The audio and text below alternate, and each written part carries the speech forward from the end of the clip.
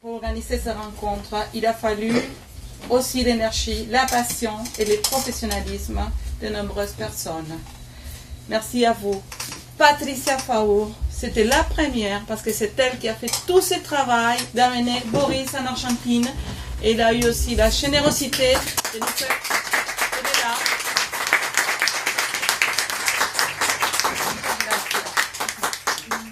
Elle a eu la générosité de communiquer et de faire part aussi pour que Boris puisse être là. Yann Lorbeau, conseiller culturel de l'ambassade et toute son équipe aussi. Diego Choutreau, directeur de l'Alliance française de Belgrano, excellent pédagogue et ami fidèle depuis le début de la librairie. Ça fait quelques années que lui c'est vraiment notre ami. Et je remercie aussi les libraires qui ont beaucoup travaillé pour ces rencontres. Et bien sûr, je vous remercie aussi à vous. Je remercie vivement aussi l'Alliance française de me permettre alors ces folies-là. Voilà pourquoi que, bon, alors je connais déjà Monsieur Boris Cyrulnik et moi j'ai travaillé parce que lui, justement, il m'a proposé de travailler autour du livre « Sauve-toi, la vie t'appelle ». Monsieur Cyrulnik, bonjour.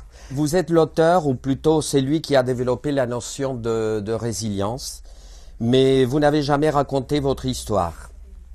C'est-à-dire que ce que vous faites dans ces livres « Sauve-toi, la vie t'appelle » chez Odile Jacob, c'est la première fois que vous parlez de vous de cette façon, même que vous soignez, que vous aidez les enfants qui ont parfois vécu des traumatismes semblables aux vôtres. Pour commencer, c'est-à-dire, alors, il y a le premier paragraphe que je vais le lire, et à partir de ce premier paragraphe, j'aimerais bien, alors que, bon, vous commenciez à parler. Je suis né 2 fois. Lors de ma première naissance, je n'étais pas là. Mon corps est venu au monde le 26 juillet 1937 à Bordeaux. On me l'a dit. Je suis bien obligé d'y croire puisque je n'en ai aucun souvenir. Ma seconde naissance, elle, est en pleine mémoire.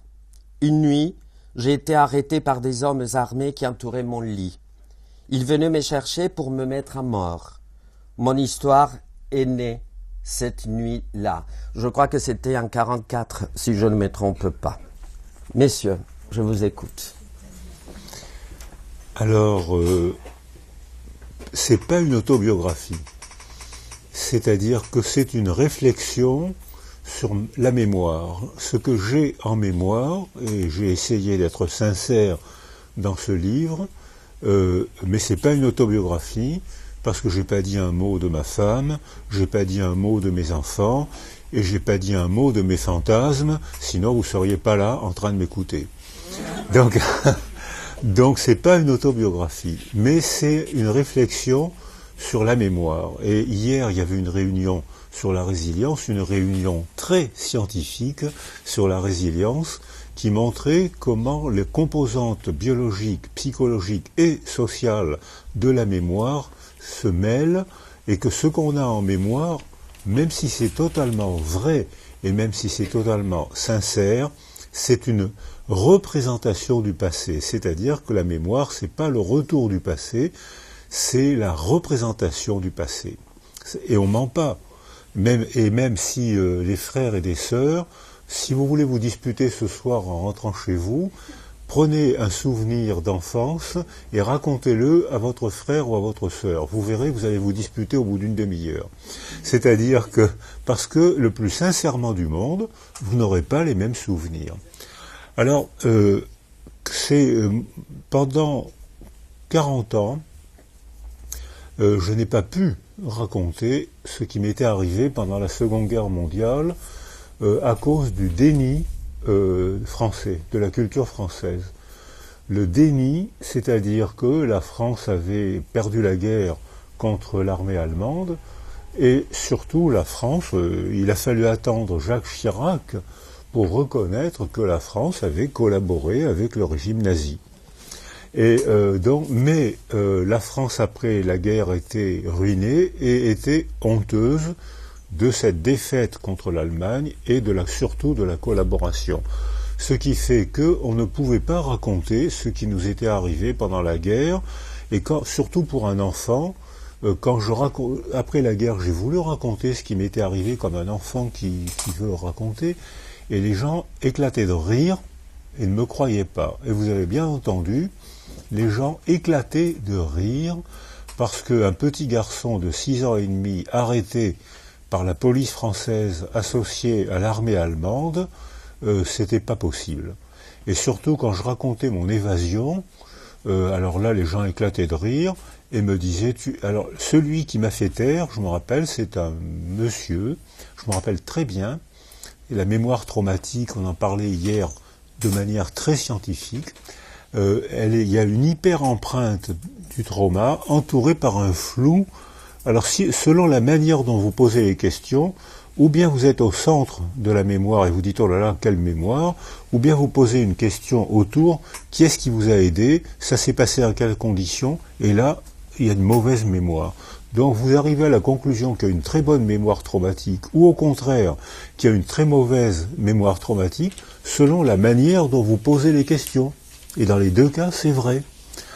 Alors après, ce monsieur-là, j'avais raconté un petit copain, et ce petit copain m'avait invité chez un bijoutier. Il y avait un monsieur important, j'ai cru qu'il était important parce qu'il était assis et les autres étaient debout.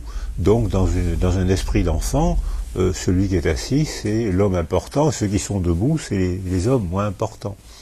Et le père de mon petit copain dit « raconte un peu, raconte ». Alors j'ai raconté naïvement, comme le fait un enfant.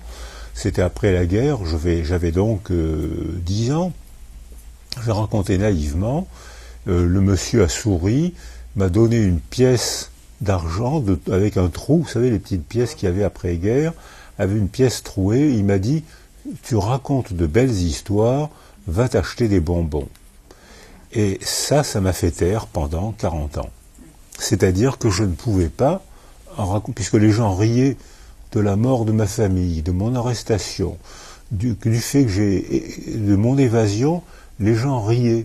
Donc je me suis dit, les adultes sont pas sérieux, c'est pas la peine de parler avec eux. Et 70 ans plus tard, je crois que j'ai pas changé d'avis, les adultes sont pas sérieux. Donc je pense que... Alors... Et justement, c'est-à-dire à un moment déterminé, vous dites dans le livre, c'est-à-dire sérieusement, je faisais le pitre, oui. C'est-à-dire auprès des adultes.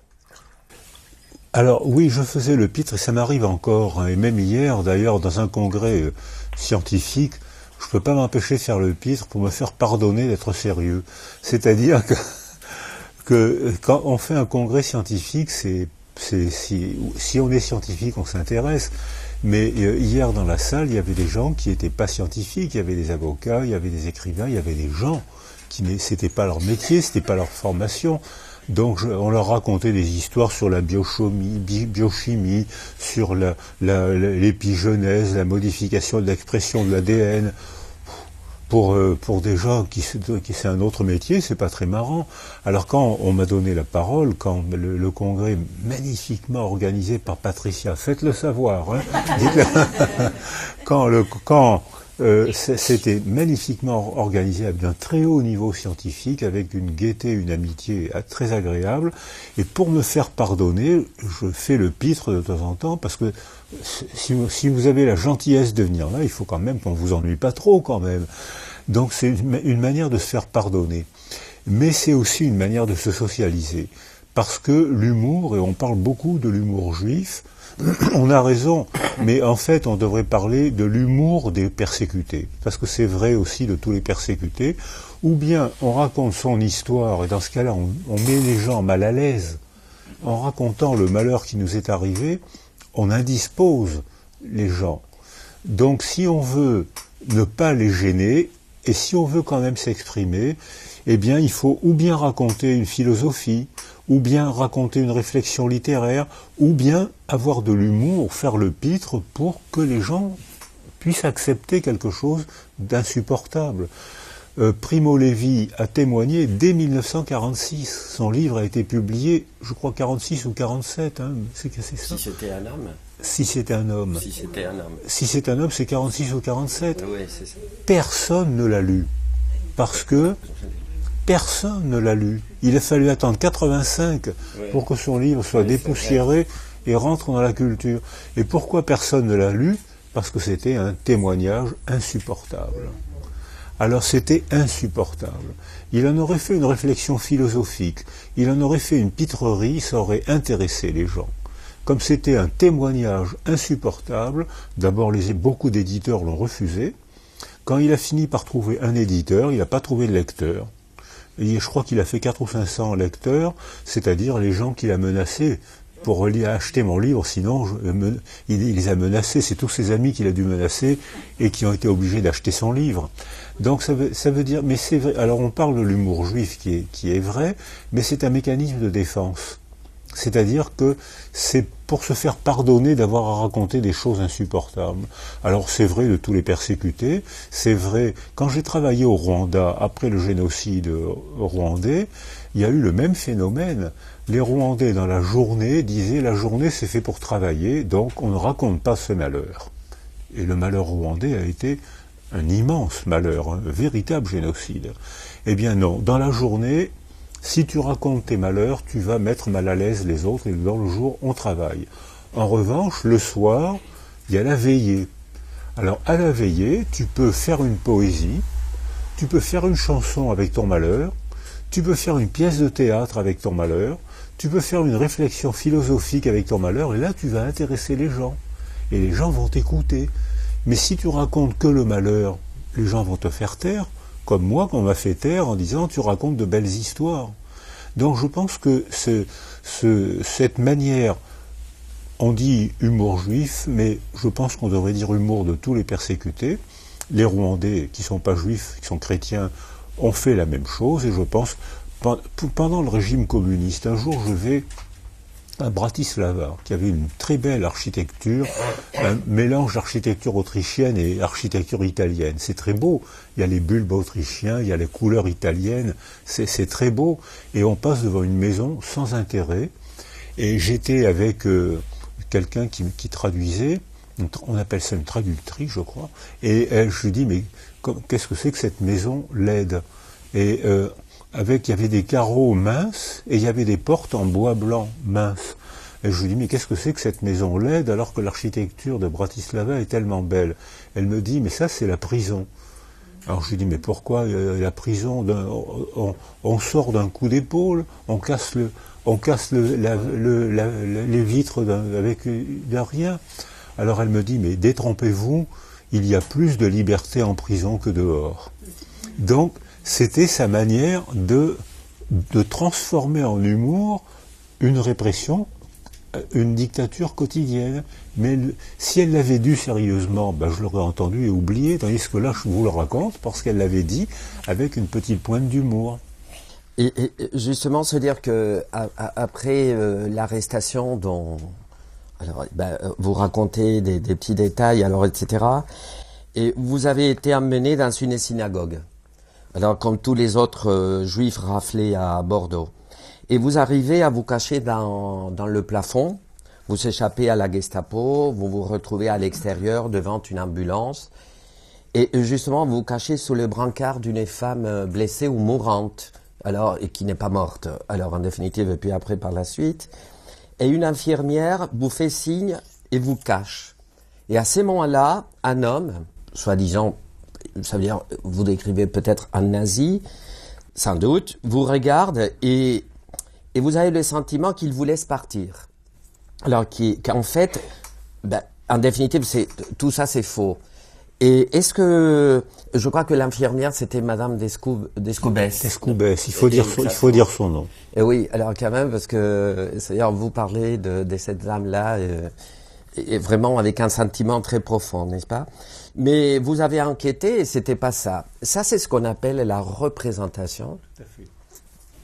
Alors, effectivement, j'avais compris qu'on voulait me tuer parce que quand j'ai été arrêté, j'étais gardé par une Madame Farge, une juste chrétienne, qui m'avait caché chez elle parce que ma famille avait disparu, ou bien ils étaient déjà à Auschwitz, ou bien ils étaient engagés dans l'armée française ou dans la résistance. Donc il n'y avait pas de juifs autour de moi.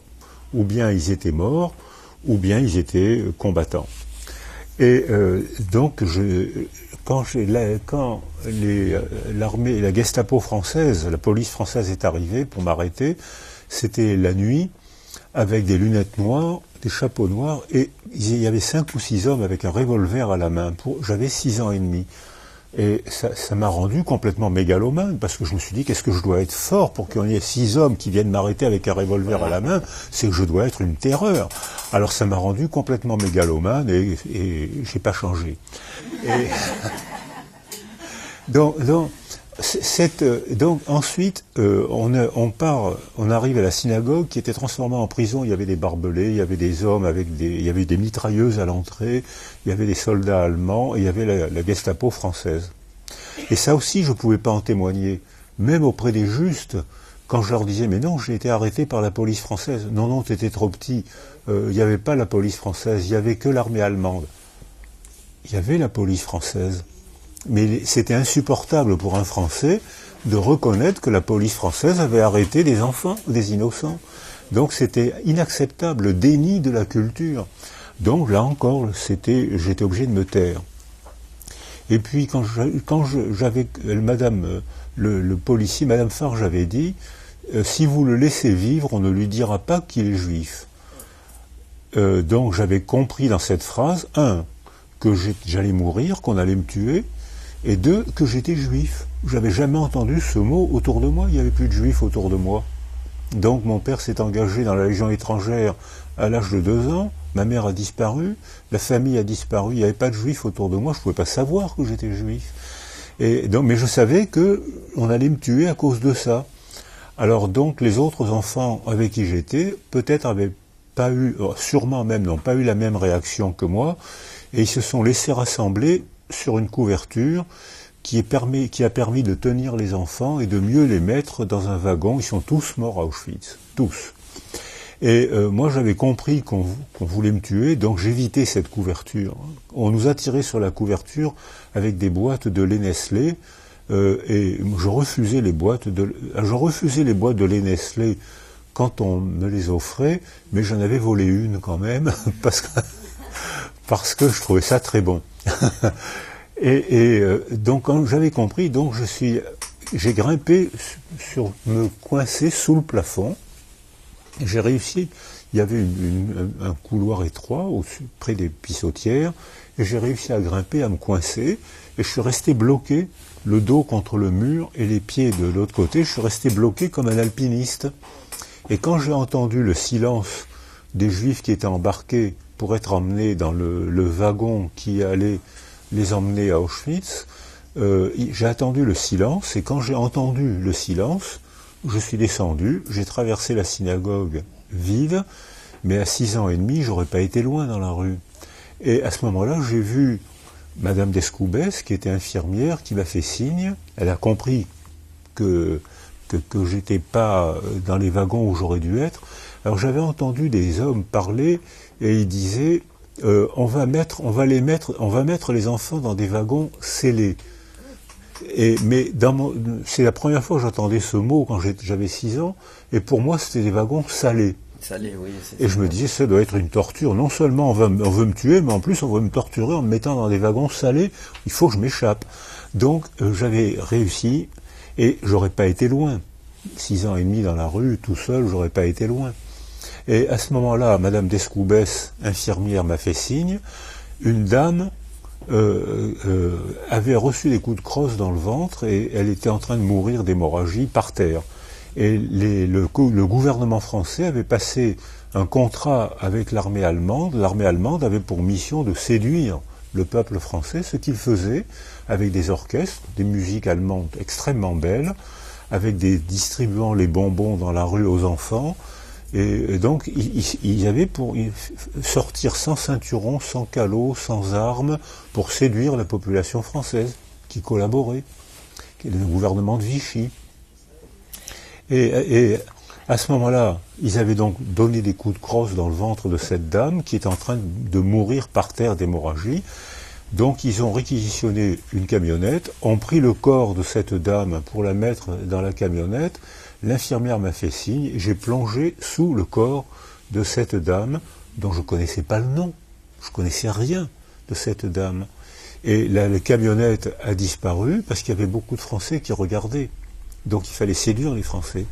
Et la camionnette est partie avec la dame mourante et moi dessous. Et sur 1700 raflés, il y a eu 2 survivants, cette dame et votre serviteur. Et tous les autres sont morts à Auschwitz. Et je n'aurais jamais...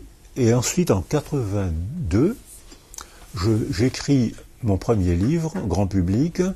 Je suis invité à la télévision et une dame téléphone au journaliste en disant « Est-ce que ça serait pas le petit Boris que j'ai aidé à s'évader ?» Et elle laisse son adresse et son numéro de téléphone. La journaliste me tend, j'appelle un taxi, je vais voir la dame et je suis reçu par une dame âgée avec les cheveux tout blancs et hop, on est tout de suite redevenu intime. On avait eu une relation intime en 44 et 40 ans après, on continue la relation intime. Et puis je lui dis, vous savez, je vous trouvais très belle avec vos cheveux blonds. Elle dit pas un mot, elle se lève, elle va chercher une photo d'elle, infirmière de la Croix-Rouge, très belle, avec des cheveux noirs comme un corbeau. Alors, qu'est-ce qui s'est passé ? Comment est-ce que dans ma mémoire, je voyais l'image des cheveux blonds, c'était indiscutable. Et dans le réel, elle avait les cheveux noirs. J'avais donc recomposé, agencé, ce qu'en neurologie, on appelle diverses sources de la mémoire. J'avais fait converger différentes sources de la mémoire. Et tout était vrai. Sauf qu'elle n'avait pas les cheveux blonds. Et probablement, pour moi, on avait été sauvés. Nos libérateurs, c'était les Américains. Et les Américains, en 44-45, ils étaient minces, ils étaient blonds aux yeux bleus, c'était des Irlandais. Hein. S'ils étaient blonds aux yeux bleus, alors qu'actuellement, c'est des gros patapouf. Hein. Ça reste entre nous, ça. Hein, donc, c'est des gros Et le nazi en question Alors, le nazi en question... je voulais pas, j'évitais la couverture dont j'avais pressentiment que c'était une couverture dangereuse. Donc j'étais à l'écart des enfants. Et tous les soirs, un officier, parce que les hommes avaient des calots et les officiers avaient des casquettes avec des bordures, et c'était un homme avec un uniforme noir. Donc c'était probablement un SS. Il venait s'asseoir tous les soirs près de moi, il me montrait des photos. Il me parlait en allemand, donc je ne comprenais pas, mais je comprenais qu'il me montrait la photo de son fils, qui me ressemblait, qui avait le même âge que moi, et il venait parler de son fils parce qu'il avait envie de parler de son fils. Et il venait me voir parce que je lui ressemblais. Donc un homme qui voulait ma mort venait établir avec moi une relation affective parce que je ressemblais à son fils. Et quand, au moment où dans les enquêtes, au moment du procès Papon, on a retrouvé le nom de c'est un médecin militaire allemand qui s'appelait Meyer.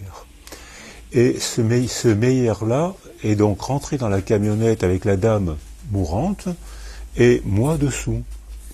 Et il a dit, et dans mon esprit, dans ma mémoire, il m'a vu et il a quand même donné le signal du départ, ce qui est impossible. Parce que s'il m'avait vu, il m'aurait fait sortir et m'aurait fait rejoindre les autres enfants. Mais dans ma mémoire, j'avais envie de ne pas vivre dans la haine. Donc j'avais envie de continuer ce SS qui, logiquement, faisait partie de ceux qui souhaitaient ma mort et qui pourtant avait établi avec moi une relation affective. Ça veut dire qu'il peut y avoir des gens bienveillants, excusez-moi ce que je vais employer comme mot, non, parmi les monstres. Mais bien sûr. Alors, il y a une part d'humanité aussi. Chez les monstres. Mais alors ça, ce que vous venez de dire, ça m'a provoqué une hostilité qui a duré pendant des années, des dizaines d'années. Mais c'est vrai, c'est l'idée que je propose, c'est que la pensée paresseuse, c'est pas la nôtre, hein. La pensée paresseuse, c'est celle des autres, hein. La pensée paresseuse, c'est puisque les nazis ont commis des actes monstrueux, c'était donc des monstres. Eh ben non. Ils ont commis des actes monstrueux et c'était des gentils papas.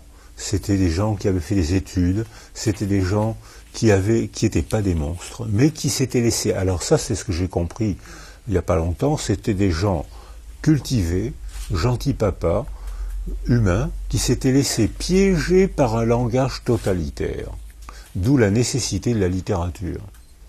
Parce que dans la littérature, d'où la nécessité du théâtre, la nécessité du film.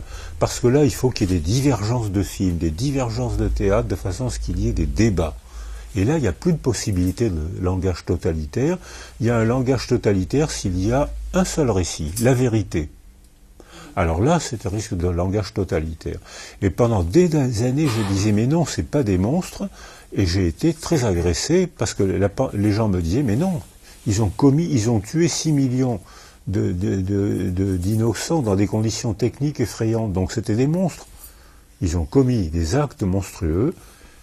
Et c'était pas des monstres. J'ai rencontré un médecin qui avait été le radiologue de Mengele à Auschwitz. C'était un homme très poli, très gentil avec les gens qu'il allait torturer, qui leur parlait, les petites filles, les femmes qu'il torturait, il leur parlait très poliment. C'était un homme cultivé.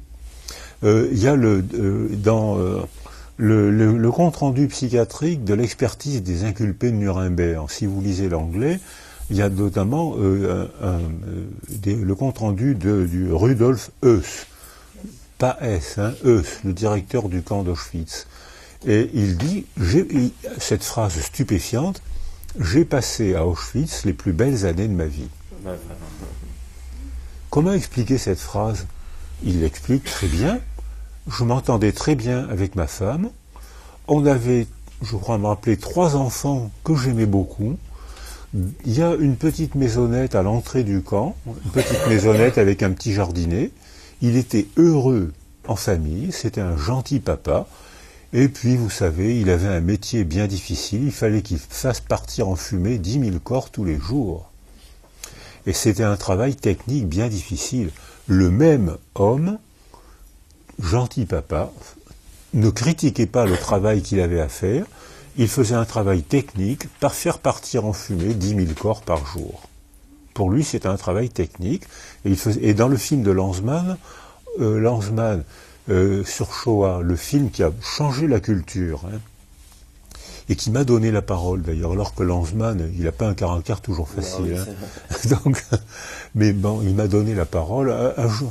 Et dans le film de Lanzmann, il retrouve deux Allemands qui gouvernaient les fours. Et il leur pose des questions, et les Allemands disent « Ah oui, on a contesté ». Quand je vois ce film, ce passage-là, je me dis ben, enfin des hommes libres qui peuvent contester et ne pas se soumettre à un langage totalitaire. Ils peuvent contester. Et la contestation, c'était pour faire un tel travail, on n'est pas assez nombreux, il faut augmenter les effectifs. C'était une contestation technique, pas humaine, pas morale. C'était une contestation technique. Et dans le livre, vous parlez aussi lorsque vous avez été recueilli par la sœur de votre mère, non? Et disons, votre mère était déportée, votre père était combattant, et il est mort au combat. Et elle rencontre, c'est-à-dire, c'était Dora? Oui, Dora rencontre un homme, et tous les deux, dès qu'ils se mettent à vivre ensemble, ils vous élèvent. Et vous, que vous étiez, excusez-moi, cancre, et alors que vous étiez un très mauvais élève, c'est-à-dire à partir de ce moment-là, vous devenez un élève brillant. Eh ben, vous vous rendez compte. Alors que... Et est-ce que je pourrais vous poser la question, c'est-à-dire cette idée-là d'être sécurisé, c'est la résilience, ça? C'est ce qu'on peut appeler résilience? C'est un facteur de résilience dont les scientifiques parlaient hier. C'est ce que j'ai proposé quand Blanquer, notre ministre de l'Éducation, à la demande de Macron, notre président, avec qui j'ai travaillé, dont j'ai eu les parents comme élèves. donc c'est ce que j'ai proposé, c'est que ça m'est arrivé, mais maintenant il y a des évaluations scientifiques, on en a parlé hier. L'intelligence n'est pas une qualité cérébrale, sauf s'il y a une maladie, bien sûr. Mais l'intelligence est une qualité relationnelle.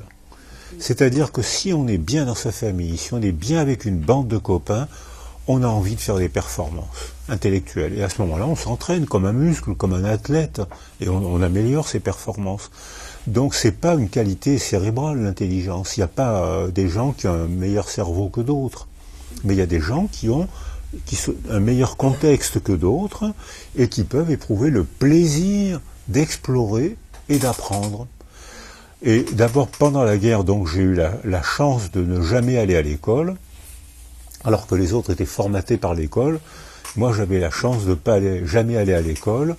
Donc, ou bien j'étais caché, j'avais pas le droit de sortir, ou bien j'étais dans la campagne avec tous les voyous de l'école, tous les voyous du village, où on allait voler des prunes, voler du raisin, faire les nids, enfin toutes les bêtises de gosses. Il y a prescription maintenant. Oui, c'est ça.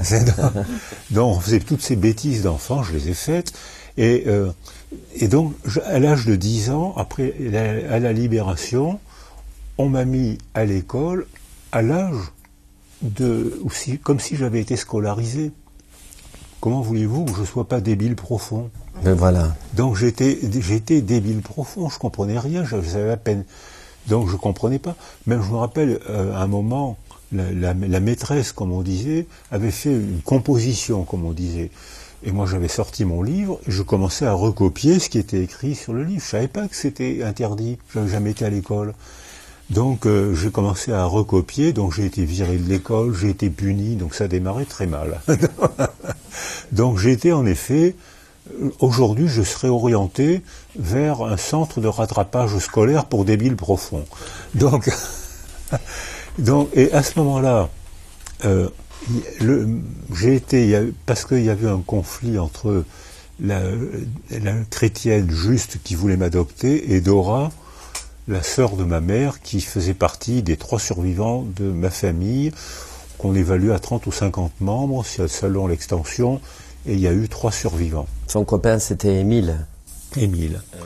Et qui jouait au rugby. Et voilà. C'est pour ça que j'ai joué au rugby, et c'est pour ça que je suis content d'être en Argentine, parce que les Argentins sont d'excellents rugbyman. C'est dès que Dora et Émile ont fait un foyer sécurisant avec des gens. Tous les soirs, je pouvais rentrer chez eux. On était follement pauvres, mais il y avait une sécurité, une stabilité affective, quelqu'un pour qui rendre des comptes. Et tout de suite, je suis devenu bon élève. J'avais le même cerveau. Simplement, la relation n'était pas la même. J'étais enfin sécurisé. Et je suis devenu bon élève instantanément, et j'ai rattrapé mon retard très rapidement, et c'était l'époque où très peu d'enfants allaient au lycée. Il y avait un examen d'entrée, et sur une classe de 44, on était 44 dans les écoles après la guerre, il y avait 44 enfants, 4 ont été autorisés à présenter l'examen d'entrée pour aller au lycée, et 3 ont été reçus, dont votre serviteur. Donc, et alors là, je suis rentré au lycée, et je suis rentré au lycée parce que, autour de moi, j'avais enfin une sécurité affective. Enfin des gens qui me disaient, et alors qu'est-ce que ça fait aujourd'hui à l'école? Alors je leur racontais que les choses importantes, c'est-à-dire les bagarres, je leur racontais pas les performances scolaires qui sont sans intérêt, mais je leur racontais les jeux à la récréation, enfin les choses importantes, quoi. Mais je suis devenu bon élève tout de suite. Et c'est vrai que vous vouliez être psychiatre dès 10 ans, ou dès 11 ans, alors je ne sais pas. 11 ans. Ouais. Alors, mais il y a une partie dans le livre, alors justement, qui m'a frappé. J'ai un souvenir clair du jour où, à l'âge de 10 ans, j'ai voulu devenir écrivain. Oui. Parce qu'un instituteur m'avait complimenté. Je me rappelle même la phrase de la rédaction qui avait provoqué son éloge. Entre guillemets. Il sautait par-dessus les flaques gelées, les mains dans les poches de son par-dessus trop grand pour lui. Je voulais devenir psychiatre à l'âge de 11 ans. Je n'ai eu la preuve de ce désir que 20 ans plus tard. Oui, parce que j'en avais aucun souvenir. J'avais un souvenir de la phrase parce que l'instituteur l'avait lu en public, donc pour un enfant c'était le prix Nobel, hein, donc c'était énorme. Et puis je pense maintenant en tant que psychologue, que je réfléchis à la question, je pense que on ne peut avoir envie d'écrire que s'il y a un manque. C'est-à-dire que c'est le manque, l'écriture va combler le manque. C'est pour ça que parmi les écrivains, ou parmi les gens de cinéma, il y a un nombre anormalement élevé d'orphelins. C'est-à-dire que on ne peut écrire que pour combler un manque. Georges Perec, et comme moi, a été hébété parce que ses parents il n'y a pas eu de traumatisme. Ses parents, son père s'engage comme mon père dans la Légion étrangère, il disparaît. Sa mère l'accompagne à la gare de Lyon pour l'envoyer à Villard-de-Lans, elle disparaît. Ses cousines disparaissent, ses oncles disparaissent. Il n'y a rien, il n'y a pas de violence, il n'y a pas de trauma, mais son monde se vide. Parce qu'il y a une disparition après les autres. Voilà pourquoi il a écrit La disparition. Voilà pourquoi il a écrit La disparition. Et ce n'est que dans W ou Souvenirs d'enfance qu'on voit écrit La disparition. Je ne sais pas si vous avez l'occasion de le lire. La voyelle E. Et c'est un livre étrange parce qu'il l'a écrit sans la voyelle E. Alors, ce n'est que ensuite qu'on comprend que s'il a volontairement enlevé la voyelle E, c'est pour désigner eux, mes parents disparus. C'est pour ça qu'il a fait disparaître eux, la voyelle E. Oui.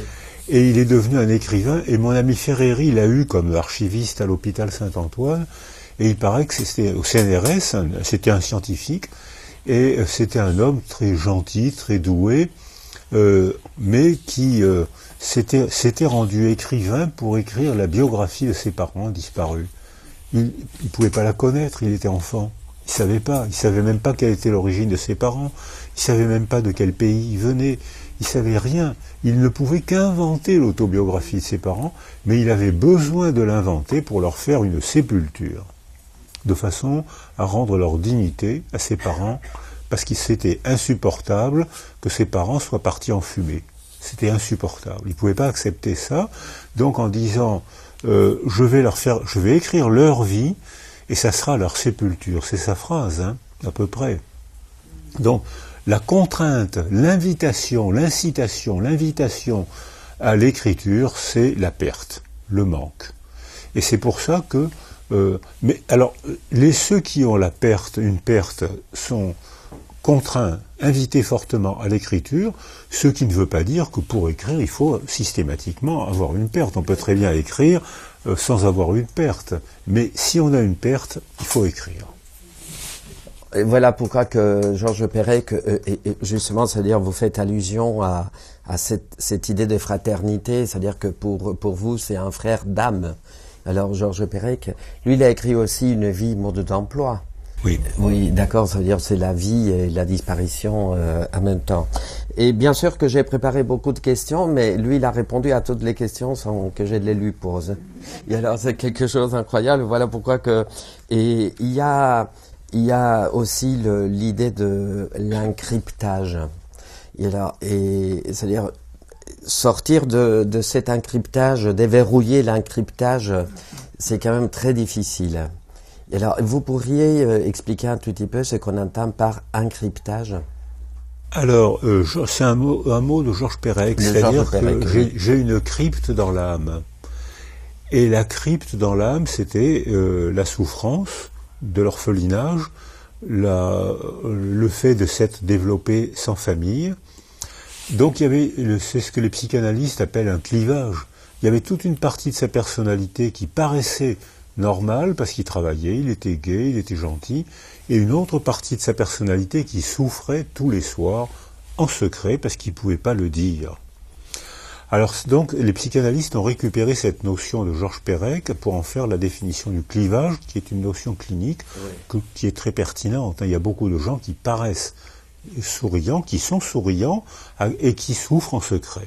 C'est pas rare du tout. En psychothérapie, il y a beaucoup de gens comme ça. Et c'est une adaptation à la culture qui les fait taire. Alors, pendant très longtemps, puisque je ne pouvais pas raconter mon histoire, parce que la culture, le déni français me faisait taire, puisque si je n'avais pas dit que mes parents étaient morts, j'aurais eu l'impression de les trahir. Mais je ne pouvais pas dire comment ils étaient morts. Il y avait donc la loyauté familiale des enfants, je devenais un traître. En ne racontant pas l'histoire de mes parents, je devenais un traître, donc j'avais honte de moi. Tu as trahi tes parents. Et je ne pouvais pas le dire, parce que les gens me faisaient taire, et que la culture me faisait taire. Donc je passais par ce que Papa Freud appelle le détour du tiers. Ouais. Et le détour du tiers, c'est le héros de roman, le héros d'une pièce de théâtre. Et le comédien, le héros de roman, devient mon porte-parole. C'est lui qui va dire ce que moi j'ai pas la force de dire parce que vous me faites taire. Je suis petit, je suis pas fort, vous me faites taire. Mais allez voir cette pièce de théâtre, lisez ce roman, et on en parlera ensuite. Allez voir ce film, et on en parlera. Et à ce moment-là, le comédien, le héros de roman, devient mon porte-parole. Et quand j'étais praticien, et quand il y avait des secrets de famille, ce qui n'est pas rare du tout, hein, je pense même qu'il n'y a pas beaucoup de familles sans secret, hein. Et s'il n'y a pas de secret dans une famille, c'est que c'est une famille pas normale. Donc, il y avait, et je dis aux gens, il n'y a pas de secret à dévoiler, parce qu'un secret dévoilé, ben, ça reste un secret, sauf qu'il est dévoilé. Mais ça reste un secret. Donc ça peut être un traumatisme. Dévoiler un secret, ça peut être un traumatisme. Alors je leur dis, ben, allez voir ce film. Et puis, alors je pense à une histoire d'inceste quand j'étais praticien, j'étais ahuri par la fréquence des incestes, ahuri. Et quand j'étais enseignant à l'école de magistrature à Bordeaux, et les femmes juges, parce que c'est une énorme majorité de femmes qui sont juges, ça dépasse les 83% des juges sont des femmes. Et je disais les femmes juges me disaient, on est débordés par les incestes. On ne pouvait pas dire, comme on nous l'a fait dire à cause des psychologues américains, il faut dévoiler tous les secrets. J'ai assisté à des drames en dévoilant un secret que la famille n'était pas capable d'entendre, qu'elle ne supportait pas d'entendre. Et ça faisait exploser la famille. Alors je disais, ben, allez voir Festen, un film allez voir Louis Malle, le diable au cœur, c'est ça? Non, c'est pas le diable au cœur, c'est... C'est de Louis Malle. Vous rappelez? Non, le film de Louis Malle, avec un inceste mère-fils, ce qui est rare, mais ça arrive. Hein. Enfin, allez voir, et puis dites, j'ai été voir le Festen. Et puis, c'est tout. Et vous verrez bien, si les autres ont envie de vous donner la parole, ça veut dire qu'ils ont envie de savoir, et là, vous pouvez doucement parler, et ça sera plus un secret dévoilé, ça sera quelque chose qui arrive, que vous aurez élaboré, et si personne ne vous pose de questions, c'est que vos enfants ne veulent pas entendre ce secret. Et j'avais une patiente qui était une femme de commissaire qui avait subi l'inceste, et elle n'osait pas en parler à son mari et à ses propres enfants. Parce qu'elle avait honte. Comme beaucoup de femmes agressées sexuellement, c'est elles qui ont honte et c'est pas l'agresseur. Ce qui est quand même un peu les valeurs complètement retournées. Et elle avait honte. Et un jour, je reçois un coup de téléphone de son fils et de sa fille, qui demandent à me voir. Dans le cadre de la loyauté thérapeutique, je dis à la dame, les enfants avaient dit, maman, on a téléphoné. Moi, j'avais dit, je ne vous verrai que si votre mère le sait et si elle est d'accord. Et donc, la mère dit, mais d'accord, je suis d'accord, recevez mes enfants. Le fils et la fille arrivent, leur première phrase, je me demande si maman n'a pas subi l'inceste. Voilà. Elle m'avait affirmé en psychothérapie qu'elle n'en avait pas dit un mot. Probablement, d'ailleurs, elle n'en avait pas dit un mot. Mais les enfants ont un instrument de mesure très fiable, scientifiquement, qu'on appelle le pifomètre. Et ils avaient senti que quelque chose était parti. Or, le grand-père qui avait violé sa fille était le père qui avait violé sa fille était devenu un grand-père adorable et très aimé par ses petits-enfants. Donc c'est pas simple, hein, c'est pas des situations simples. Hein. Non, parce qu'en plus vous dites à un moment déterminé, c'est-à-dire que se taire, c'est accepter l'imputation d'une partie de son âme. Parce que dire, ça veut dire être exclu. Ne pas dire, ça veut dire être exclu, mais dire, ça veut dire, ça peut provoquer l'exclusion aussi. parce que dire quelque chose quand c'est pas accepté par le groupe, Ouais. c'est le porteur de mauvaises nouvelles. C'est lui qui est chassé. Donc c'est le porteur de mauvaises nouvelles qui est chassé. D'ailleurs, la révélation d'un inceste, souvent, c'est l'explosion familiale, hein, très souvent. Donc ne pas dire c'est se couper en deux, c'est la crypte dont on a parlé tout à l'heure, mais dire c'est parfois l'explosion familiale. Alors tout ce qui ne peut pas être dit peut être tout le temps paradis, avec un T. Hein, à moi Lacan. C'est-à-dire que on peut toujours paradire grâce aux œuvres d'art. Guernica, Picasso, voulant raconter les massacres de civils, aujourd'hui dans les guerres actuelles, c'est la règle, hein, même c'est des cibles. Hein, même maintenant, les attentats, ou même dans les guerres d'armée contre armée, c'est les cibles, les enfants, qui maintenant sont des cibles, puisque maintenant, dans les attentats en France, Mohamed Merah est rentré dans une école pour tuer les enfants d'une balle dans la tête, un par un, et filmer l'agonie des enfants, espérant passer à la télévision. Donc, maintenant, les enfants sont des cibles. Mais Guernica a été le premier massacre volontaire de civils par l'armée, l'aviation de Franco. Et des gens disaient, c'est pas vrai. Et c'est le dessin de Picasso, Guernica, qui fait que les gens en ont parlé, et en parlant, on finit par accepter le témoignage, ben si, on a pu envoyer une aviation pour bombarder. Alors, Picasso l'a dit pour dénoncer Franco, mais en France, personne n'a dénoncé, en France ou en Angleterre, personne n'a dénoncé les bombardements de Dresde par l'aviation anglaise. 200 000 morts en une nuit, plus qu'Hiroshima. On n'en parle toujours pas, sauf si on va en Allemagne. Alors là, ils en parlent, eux. Mais en France ou en Angleterre, on n'en parle toujours pas. Peut-être parce que un artiste ne s'est pas emparé du phénomène, et que si un artiste avait dit, voilà, c'était une ville, une œuvre d'art, avec des œuvres d'art, et les Allemands avaient dit, il n'y aura pas un fusil à Dresde, parce qu'ils espéraient comme ça sauver la population civile, et l'aviation anglaise a intentionnellement bombardé Dresde pour terroriser les Allemands et les forcer à capituler, mais Hitler méprisait tellement son propre peuple qu'il a refusé de capituler. Or, s'il avait capitulé, il aurait probablement sauvé 2 ou 3 millions d'Allemands en capitulant. Mais en refusant de capituler, il a laissé le massacre des Allemands, et on parle beaucoup de déplacements de population, peut-être qui actuellement redeviennent énormes, mais en 44-45, quand la paix a été signée, 8 millions d'Allemands ont été déplacés. Quand la guerre du Kosovo a pris fin, je crois que c'est 500 000 Serbes ou 1 million de Serbes, j'ai oublié le chiffre, ont dû fuir le Kosovo, où ils étaient chez eux. Donc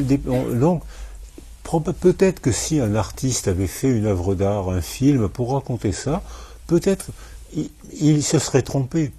Il aurait commis des erreurs historiques, c'est pas son travail, il n'est pas historien, il n'est pas politicien, il est artiste. Mais il aurait soulevé le problème. Qu'est-ce que vous en pensez, vous? Alors, à ce moment-là, les spectateurs auraient pris des livres, auraient demandé à des historiens, auraient demandé à des témoins, racontez-nous, et là, il y aurait eu un travail que les artistes auraient déclenché. Voilà, et la dernière réflexion, parce que je dois laisser la parole au public. Et alors, justement, à la fin du livre, vous dites « Haïr, c'est demeurer prisonnier du passé. Pour s'en sortir, il vaut mieux comprendre que pardonner. » Voilà, alors ça c'est une phrase qui m'est imposée par le procès Papon. C'est que ma famille a été arrêtée par Papon. J'ai vu ma feuille d'arrestation, il n'y avait que des enfants. J'ai vu avec l'adresse, l'âge, le plus vieux avait 10 ans, le plus jeune avait 3 ans. J'imagine un peu la police française et l'armée allemande allant arrêter, arme à la main, un enfant de 3 ans pour le mettre à mort. Ça s'est passé. Ça s'est passé. Et c'était signé par Maurice Papon. Et j'ai été ami avec des gens qui ont travaillé avec Maurice Papon. Et qui disaient c'est un homme adorable. C'est un homme cultivé, c'est un homme adorable. Donc ça rejoint ce que je proposais tout à l'heure, c'est que la pensée paresseuse, c'est ils commettent des actes monstrueux, donc ce sont des monstres. Et ben non, c'est plus compliqué que ça. Ils commettent des actes monstrueux, Et ce qui est dérangeant, c'est que ce ne sont pas des monstres. C'est ça qui pose un problème anthropologique. Comment des hommes cultivés, gentils papas, peuvent être... Le médecin qui faisait les radiologies de Mengele, ce médecin me disait que c'était un homme adorable. Il parlait poliment, il était cultivé, il aimait la belle musique allemande qui existait. C'était une belle civilisation, la civilisation germanique des années 30. C'était une belle culture. C'est chez eux qu'est arrivée cette tragédie incroyable. C'est chez eux, c'est arrivé ailleurs aussi. Donc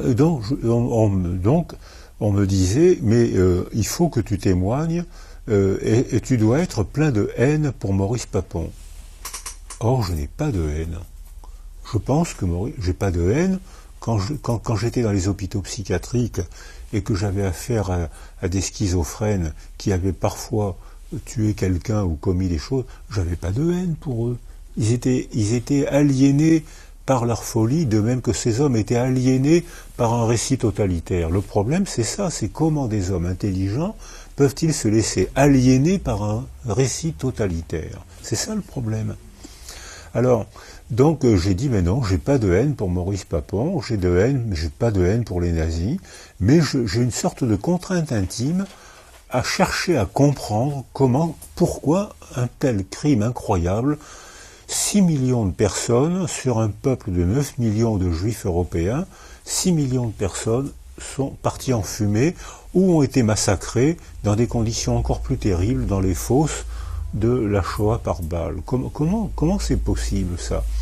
Et alors, donc ça j'ai besoin de le comprendre, mais j'ai pas de haine. En revanche, j'ai l'impression que je reprendrai ma dignité, ma liberté, le jour où j'aurai réussi à comprendre comment un tel phénomène a été possible. Et c'est ça qui m'a rendu complètement psychiatre. C'est-à-dire que là, c'est un problème fond qui caractérise la condition humaine. Merci beaucoup, messieurs. Est-ce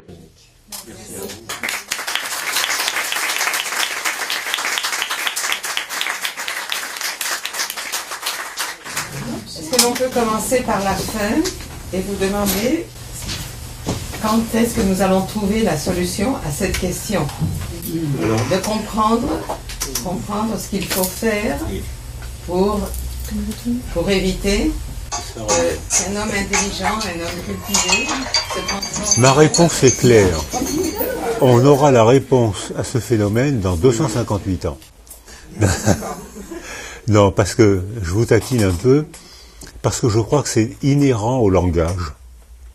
C'est-à-dire que hier, il y avait des biologistes qui travaillaient sur la résilience biologique, mais je crois qu'il faudrait, d'ailleurs dans mes groupes de recherche, on invite beaucoup de linguistes, parce que on se soumet à une représentation verbale, puisque nous, êtres humains, on parle, on est des êtres de biologie, mais on n'est pas que des êtres de biologie.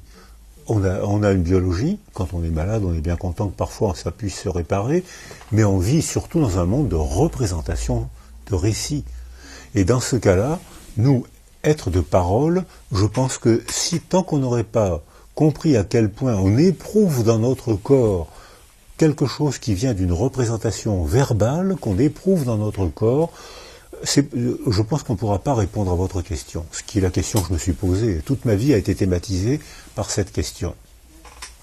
Le jour où peut-être on acceptera de réfléchir à la manière dont on se soumet à un récit qu'on invente, ou plutôt qu'on se soumet à un récit qui a été inventé par quelqu'un qu'on héroïse, Hitler, l'Inquisition chrétienne, le djihad, dès l'instant où, et d'autres dictatures, que les Argentins ont connues, je crois, dès l'instant où on se soumet à un récit que quelqu'un a inventé et à qui on donne tous les pouvoirs, on risque de tomber dans ce que vous venez de dire, c'est-à-dire d'être intelligent, diplômé et de commettre des crimes.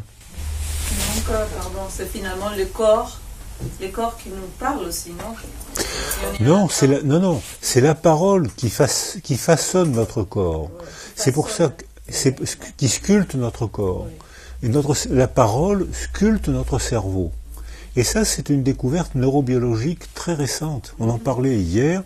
Je répète ça parce que votre sœur a fait un doctorat et qu'on lui a dit que la résilience n'était pas scientifique, ce qui est incroyablement faux.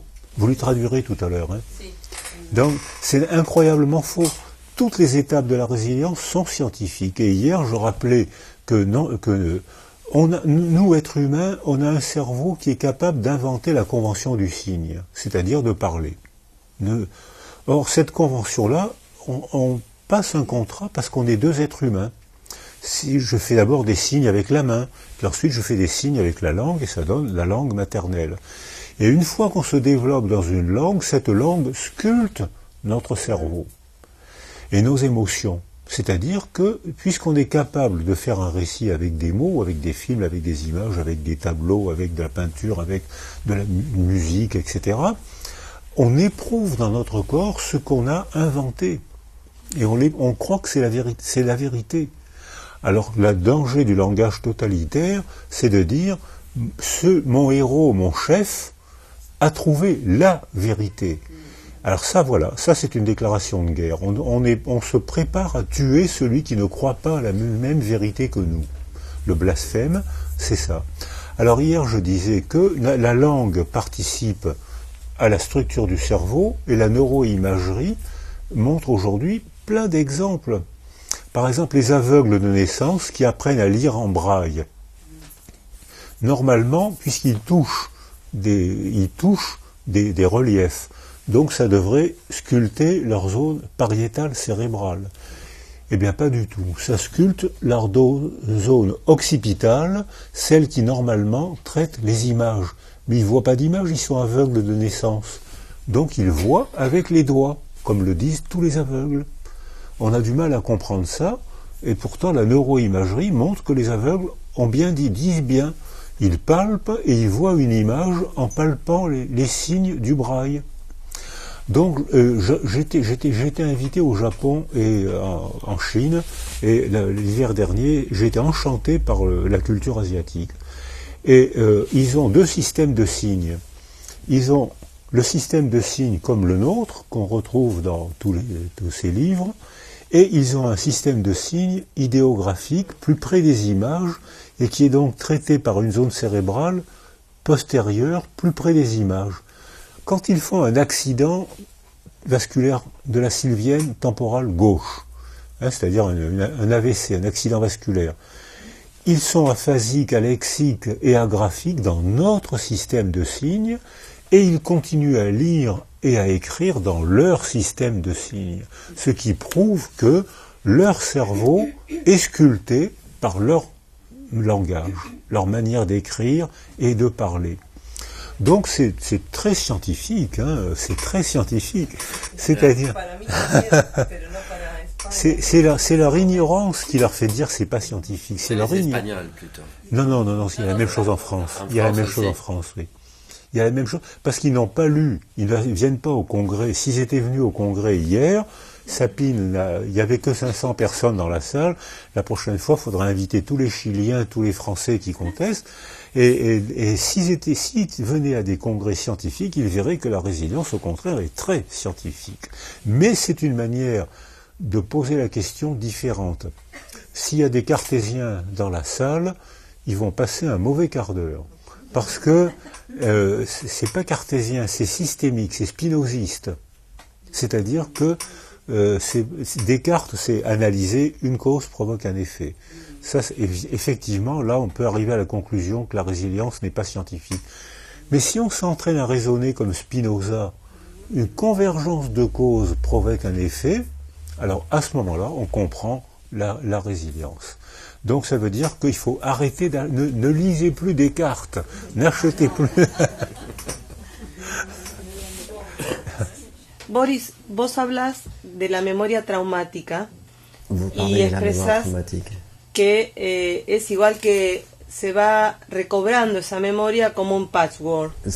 Vous comprenez alors ce qu'elle dit. Cuando hay situaciones de, por ejemplo, en niños y adolescentes, situaciones traumáticas de violación, por ejemplo, que me ha tocado trabajar con eso, los psicólogos piden que sean un discurso coherente para dar veracidad a lo que están contando, En un juzgado, cuando un niño o una joven con cámara Gesell se está escuchando lo que dicen, plantean que si el discurso no es coherente, no tiene veracidad.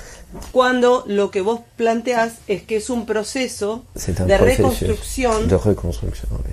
Y no se puede entonces juzgar la veracidad por la coherencia del discurso.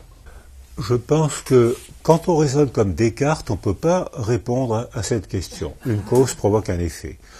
En revanche, quand on raisonne comme Spinoza ou comme les philosophes systémiciens, on peut essayer de répondre à votre question.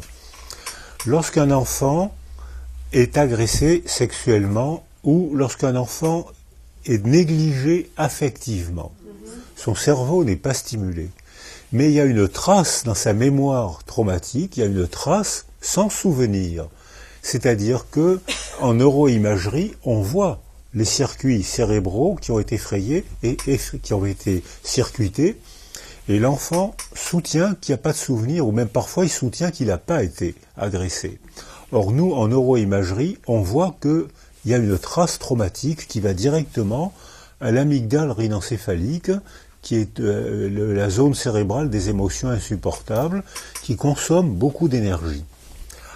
Ces enfants-là, ayant été enseignés, imprégnés par un traumatisme sexuel, par exemple, ça s'inscrit dans leur mémoire, mais il n'y a pas de souvenir, ça s'inscrit dans leur mémoire.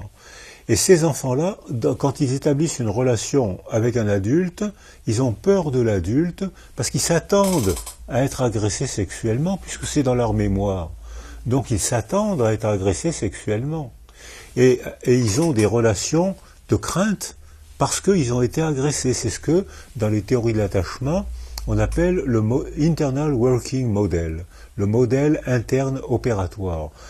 Ils répondent non pas à ce qui est dans le contexte, ils répondent à ce qui est dans leur mémoire et dans ce qui va venir. Donc ces enfants-là ont un comportement altéré qu'on explique que si on cesse de raisonner en termes d'une cause provoque un effet.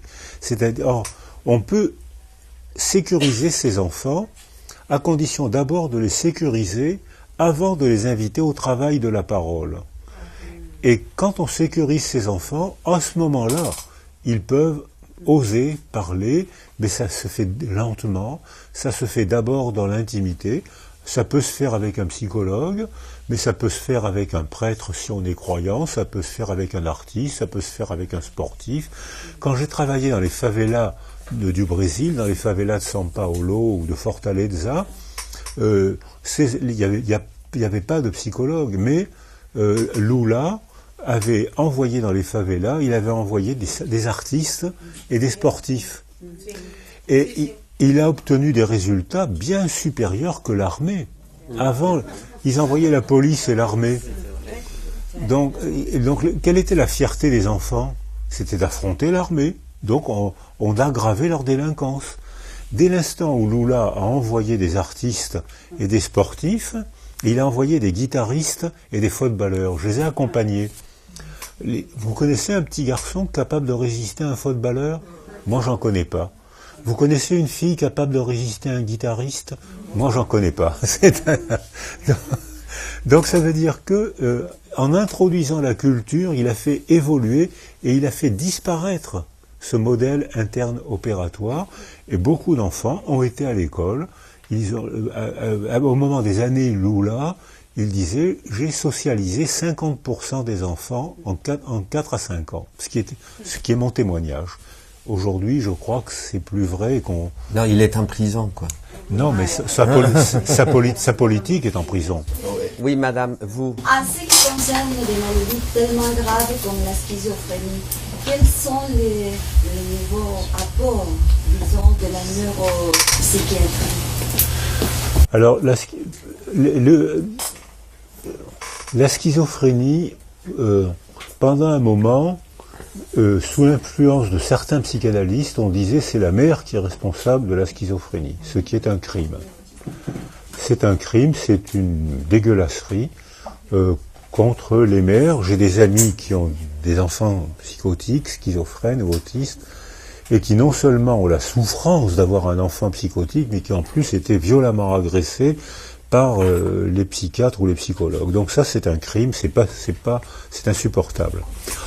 Or, c'était l'idéologie d'une époque, qui venait d'ailleurs des États-Unis. Bettelheim, entre autres, Kanner, Bettelheim ont été les principaux transporteurs de ce crime. Et puis maintenant que la neuroimagerie, et maintenant qu'on pose le problème de manière scientifique, on se rend compte que, en fait, dans une population, je travaille avec Norman Sartorius, qui est le président de la section mentale de l'Organisme mondial de la santé. Quand on fait des études sur les populations en paix, il y en a. On a 1% de toute population est schizophrène. C'est-à-dire il y a un développement lent, étrange. On ne comprend pas au début. Ce sont des enfants anormalement sages. Ce sont parfois des enfants anormalement bons élèves. Il ne faut pas être bon élève, c'est dangereux. Et puis à l'adolescence, ils sont bons élèves parce qu'ils ont tellement peur des relations qu'ils se cachent derrière les livres. Et ils ne sont bien que dans l'école, parce qu'ils n'ont pas de relations.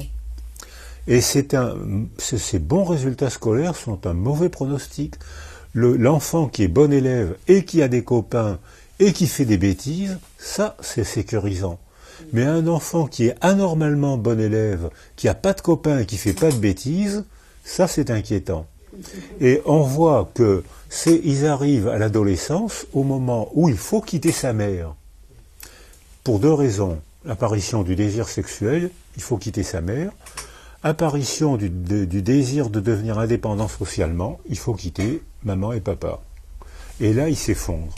Ils ne tiennent pas. Donc l'effondrement de la schizophrénie se passe généralement autour de 20 ans. Un peu avant, un peu après. Il y avait des signes avant, mais on n'avait pas su les voir. On disait, tiens, il est sage, tiens, il est bon élève, tiens, il est curieux. On trouvait des raisons. Et puis maintenant qu'on fait de la neuroimagerie, on se rend compte qu'en fait, même s'il y a une petite dispositif, une sensibilité peut-être génétique, peut-être, c'est une sensibilité, c'est pas une maladie.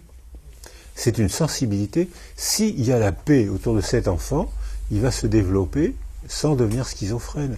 S'il y a un problème, il va se développer et peut s'effondrer en devenant schizophrène, ce qu'on appelle schizophrène. Et la preuve, c'est que maintenant où les mouvements de population se développent énormément à cause de la guerre, à cause du djihad, à cause de la sécheresse qui va provoquer pas en Argentine parce qu'il y a de l'eau partout, mais il y a des pays où ça commence. L'Afrique subsaharienne, il n'y a plus d'eau. Le sud de l'Espagne, il y a déjà plus d'eau. Ça commence maintenant. On se rend compte que dans les populations de migrants, il y a 4 fois plus, il y a 4 à 5% de schizophrènes, alors qu'il y a 1% de schizophrènes dans la population en paix. Donc si on raisonne comme Descartes, inné ou acquis, on ne peut pas comprendre ce problème. Si on raisonne en termes de système, il y a peut-être une tendance, mais si le milieu structure cette tendance, ça peut faire un mathématicien. Beaucoup de mathématiciens ont un retard de développement. Ils sont pas... Et ils profitent de ce retard de développement pour développer une intelligence préverbale qui est l'intelligence mathématique. Mais s'il y a un conflit social et s'il y a des stress tout le temps, parce qu'il y a la guerre, parce qu'il y a la précarité sociale, la schizophrénie se décompense. Donc peut-être il y a une fragilité génétique qui n'est pas une maladie, mais ça peut se transformer en maladie selon la structure sociale. Et alors maintenant, bien sûr, les mères sont totalement déculpabilisées. C'est même un crime que de les avoir culpabilisées. C'est un crime. Mais maintenant, au contraire, ça implique la transaction entre un sujet sensible, mais pas forcément malade, et une organisation sociale qui empêche la structuration et au contraire même encourage la décompensation schizophrénique. Bon, merci beaucoup.